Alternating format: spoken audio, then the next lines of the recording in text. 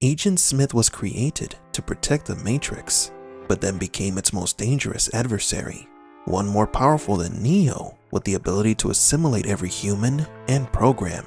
He turned into an organism he once described humans as, a virus. But how did Smith evolve into such a powerful threat? How did he gain the ability to infect everyone, including Neo? What if the Smith from the Matrix sequels is not the same Smith from the original Matrix? Welcome to Matrix Explained.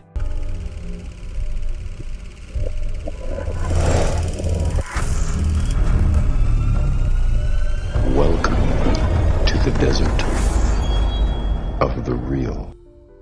Let's recap what we said in a previous video. Agent Smith's abilities are divided into two phases. Agent Smith before being destroyed by Neo, and Smith after he was destroyed by Neo. Part of the agent's programming allowed them to hijack or possess any human connected to the Matrix.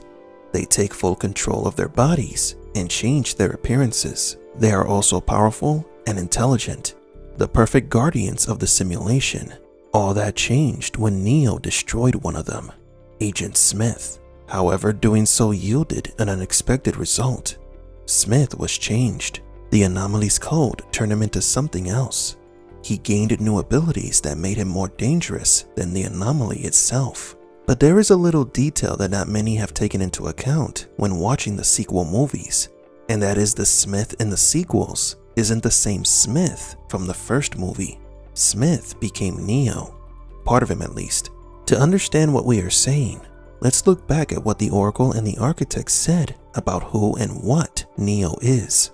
Neo was a human who carried a dangerous code, a code that was installed into him as a measure of protection. You are the eventuality of an anomaly which, despite my sincerest efforts, I have been unable to eliminate from what is otherwise a harmony of mathematical precision. While it remains a burden assiduously avoided, it is not unexpected and thus not beyond a measure of control. This code, or anomaly of the equation, needed to be installed into a human, in this case, Thomas Anderson. This carrier is also manipulated into developing love and empathy towards humanity. Your 5 predecessors were, by design, based on a similar predication, a contingent affirmation that was meant to create a profound attachment to the rest of your species, facilitating the function of the One. Therefore, the anomaly, or the supposed One, is kept under control, preventing it from destroying the Matrix. Neo's humanity makes it easier to manipulate and control him. But how? The systematic anomaly is so powerful that it makes it impossible to control or destroy it directly. The best options are deception and manipulation. The code has to be deposited into a human host to trick it into returning to the source willingly. It's the human's ability to develop emotions such as love that makes it possible for the machines to control the anomaly. And this is what transpired in the Matrix trilogy. Neo was the human carrying the anomaly's code and was constantly being manipulated by the Oracle, the Architect, Morpheus, and even the Merovingian. One way of looking at this is that the Architect chose the perfect prison for the anomaly, one that he can't control, a human. But an unexpected event occurred that changed the original plan. Neo infected Smith with the anomaly's code. Then you're aware of it. Of what? Our connection. I don't fully understand how it happened. Perhaps some part of you imprinted onto me, something overwritten or copied. It is at this point irrelevant. What matters is that whatever happened, happened for a reason. And now here I stand because of you, Mr. Anderson. Because of you, I'm no longer an agent of this system. Because of you, I've changed. I'm unplugged. A new man, so to speak. The anomaly was no longer trapped inside the body of a human susceptible to emotional manipulation. It had spread to an unpredictable and uncontrollable program. Smith went from being a protector of the Matrix to a destructive and nihilistic threat. He cannot be manipulated like a human. The agent Smith from the Matrix wanted to escape the simulation, but the Smith from the sequels wanted to destroy it and the real world. He once called humans a virus, yet he would eventually become one. Smith's personality didn't change. He just became the pure, uncontrollable manifestation of the anomaly. This is what the architect meant when he said that if the anomaly remained unchecked, it can cause a collapse of the Matrix. An accurate reference to what Smith has turned into. Smith is the anomaly without the bindings of human emotions holding him back. Neo is the human side of the anomaly. Smith is the program side. What is he?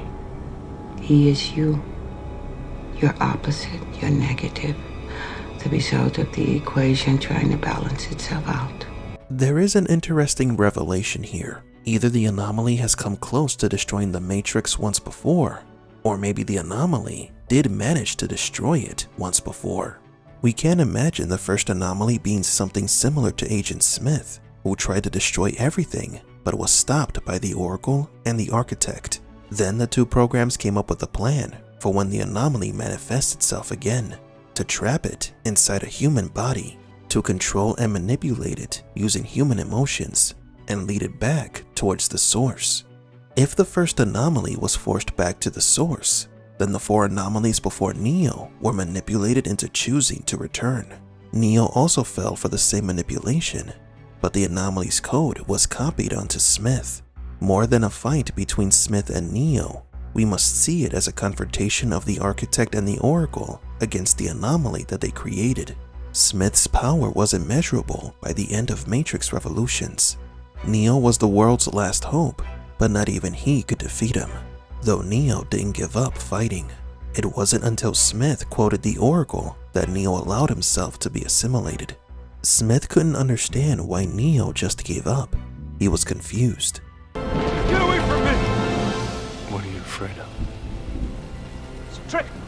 What's happening here is that the Oracle and the Architect, with the help of Deus Ex Machina and Neo, set a trap for the anomaly. This is why the Oracle allowed herself to be assimilated by Smith. It was her Smith-infected shell that was fighting Neo. The Matrix trilogy is about the mother and father of the Matrix fighting the anomaly that threatens it. After understanding this, we came to a realization. If the anomaly incarnates in each Matrix cycle inside the body of a human, or maybe a program, then the anomaly may have a will of its own. It could be something symbolic to reincarnation. A program is reborn in each simulation with the same desire to destroy everything. Thus, the anomaly must once again manifest in Matrix 4. It is a destructive force that has grown ever more detestable of the Matrix, for it has continually deceived it. Perhaps the act of revenge against the machines doesn't come from the humans, but from something that the machines have wrought. But do you agree?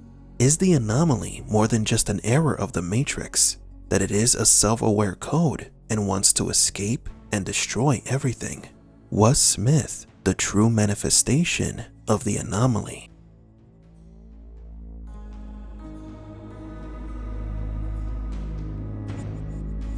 For Matrix Explained, please leave a like and subscribe. And thank you for visiting the Desert of the Real.